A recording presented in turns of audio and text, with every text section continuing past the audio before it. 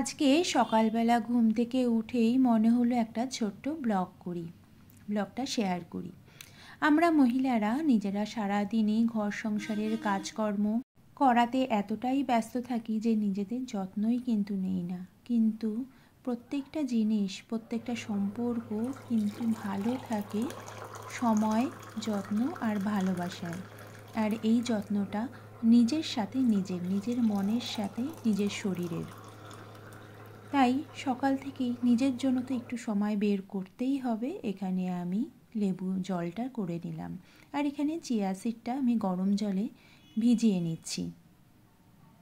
কারণ নিজেকে যত্ন রাখার সবথেকে বড় দায়িত্ব কিন্তু আমার নিজেরই। আর সকালবেলা এই কাঁচা হলুদ আর গুড় নিয়ে আর গরম জলটা নিয়ে চলে আসলাম ছাদে। এই সময়টা আমার ভীষণই ভালো লাগে। শীতকালে ঠান্ডা ঠান্ডা হাওয়া আর হালকা রোদের মধ্যে হাঁটতে কিন্তু বেশ ভালো লাগে। প্রায় 15 থেকে 20 মিনিট আমি একটু হাঁটাহাঁটি করে নিই। কারণ আফটার 40-তে নিজের শরীরের যত্ন নেওয়াটা ভীষণ দরকার। ছাদে হাঁটাহাঁটি করেই চলে আসলাম রান্নাঘরে। এখানে হাজব্যান্ডের অফিসের টিফিন আর সকালের ব্রেকফাস্টটা রেডি করছি। এখানে আমি নিয়ে নিচ্ছি সব রকম সিডসের গুঁড়ো।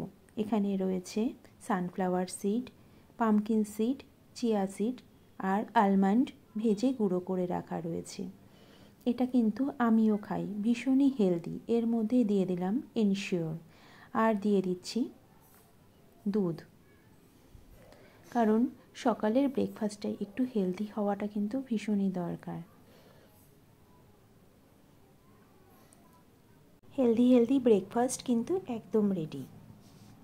অফিসের টিফিনের জন্য এখানে তড়কা ডাল রেডি, আর রুটিটাও কিন্তু রেডি হয়ে গেছে।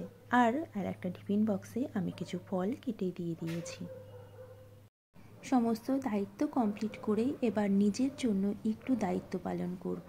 এবার নিজের সামান্য একটু এক্সারসাইজ অবশ্যই করব, আর যেটা করলে আমার শরীর মন ভালো লাগে।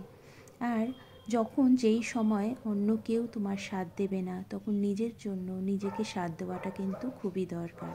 আর এরপর নিয়ে চলে আসলাম আমার প্রিয় চা আর বিস্কুট। এটা নিয়ে আমার সময়টা কিন্তু বেশ ভালো লাগে। আমি একা আর আমার সাথে আমার প্রিয় চা। যখন কেউ থাকে না সাথে, তখন অবশ্যই এই চাটা থাকে কিন্তু সাথে।